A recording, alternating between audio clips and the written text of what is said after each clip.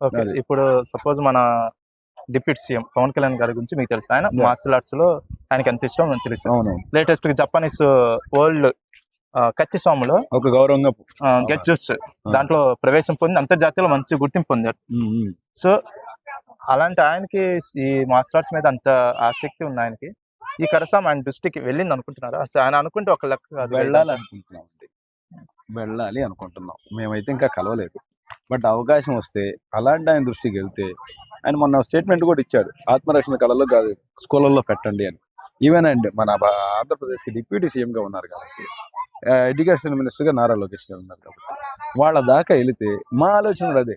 Government స్కూల్స్లో కాలేజెస్లో ఇలాంటి కనుక ఒక పీరియడ్ వారంలో 2-3 రోజులు కనీసం ఇచ్చిన 2-3 ఏళ్ళు కష్టపడితే మంచి మంచి బ్యాచ్లు తయారవుతాయి. గవర్నమెంట్ నుంచి కావాల్సింది నాకు అదే.